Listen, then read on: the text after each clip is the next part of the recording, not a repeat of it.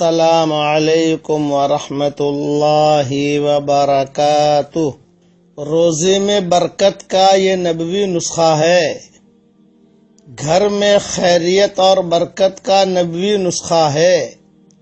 یہ 2 in 1 نسخہ ہے۔ آپ اس پر عمل کریں تو آپ کے روزے میں بھی برکت ہوگی اور آپ کے جو پڑوسی ہیں ان پڑوسیوں کے روزے میں بھی برکت ہوگی۔ آپ یہ عمل کریں تو آپ کی روزی میں برکت اور خیریت عافیت ہوگی، اور جتنے بھی آپ کے پڑوسی ہیں دائیں بائیں آگے پیچھے اوپر نیچے، ان کے روزے میں بھی برکت ہوگی۔ اب یہ دھیان سے سنیے، گھر میں داخل ہوتے وقت میں 4 عمل کرنے ہیں۔ یہ حدیث شریف میں آتا ہے۔ نمبر 1 سلام کرنا، نمبر 2 سورہ فاتحہ پڑھنا، نمبر 3 سورہ اخلاص پڑھنا، نمبر 4 درود شریف پڑھنا۔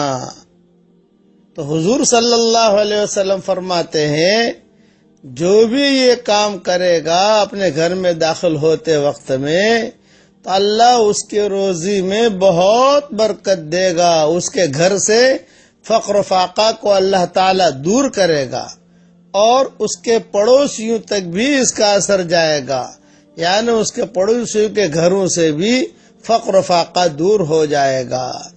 یہ بہت بڑی سعادت مندی کی چیز ہے، یہ نبوی نسخہ ہے۔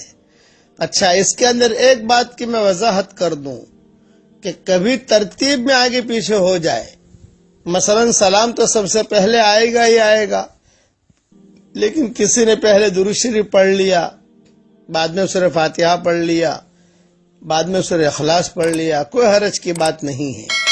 بعض مرتبہ کسی نے سورہ اخلاص پہلے پڑھ لیا، بعد میں سورہ فاتحہ پڑھ لی، کوئی حرج کی بات نہیں ہے، لیکن سلام تو ہر حال پہلے آئے گا۔ دوسری وضاحت یہ ہے کہ گھر میں داخل ہو کر سلام کرنا، چاہے گھر میں کوئی ہو یا نہ ہو، آفس میں جا کر سلام کرنا، چاہے وہاں کوئی ہو یا نہ ہو، گوڈاؤن میں جا کر سلام کرنا، چاہے وہاں کوئی ہو یا نہ ہو، یعنی یہ جو ہے سلام کرنا، سورہ فاتحہ پڑھنا، سورہ اخلاص پڑھنا، درود شریف پڑھنا، یہ صرف گھر کے لیے نہیں ہے بلکہ دکان پر بھی آپ کر سکتے ہیں۔ دکان پر گئے، دکان کھول رہے ہیں، اب جو ہے آپ نے سلام کر لیا، سورہ فاتحہ پڑھ لیا، سورہ اخلاص پڑھ لی اور درود شریف پڑھ لی، پھر اپنے کام میں لگ گئے الحمدللہ۔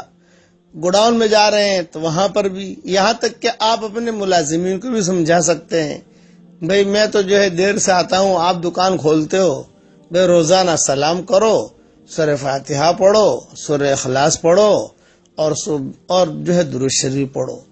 یہ اس کا اہتمام کیا جائے۔ اس وقت میں روزی کی بہت شکایتیں کر رہے ہیں لوگ، اس لیے سبق دے رہا ہوں۔ اب اس کا حوالہ سن لیجئے کہ یہ جو میں نے بیان کیا ہے اس کا حوالہ ہے در منصور، سورہ اخلاص کی تفسیر میں صفحہ نمبر 677 پر یہ روایت موجود ہے، اور حسن حسین میں بھی موجود ہے۔ میں نے دونوں روایتوں کو ایک ساتھ جمع کر دیا ہے۔ پہلے اپنے بیانوں میں سورہ فاتحہ میں نہیں کہتا تھا، لیکن کل مجھے یہ حدیث سورہ فاتحہ کی بھی ملی ہے جو در منصور میں ہے، اس لیے در منصور اور حسن حسین یہ دونوں روایتوں کو میں نے ایک ساتھ جمع کر دیا ہے، اور یہی چیز میں نے میری کتاب بکھرے موتی جلد اول کے اندر بھی لکھی ہے، لیکن اس میں سورہ فاتحہ کا تذکرہ نہیں ہے۔ اب جلد 12 میں انشاءاللہ سورہ فاتحہ کا بھی تذکرہ آ جائے گا۔ اللہ تعالی مسلمانوں کی اجتماعی اور انفرادی پریشانیوں کو اللہ تعالی دور فرمائے، اور عافیت کے ساتھ جو بھی روزی کے بارے میں پریشان ہوں اللہ تعالیٰ ان کے روزی میں عافیت کے ساتھ خوب برکت دے۔ اور ایک وضاحت اور سن لیجئے، بعض لوگ ہیں کہ ان کے روزی میں خوب برکت ہے تو وہ بھی عمل کریں، گھر میں مال اللہ تعالیٰ حلال بھی دے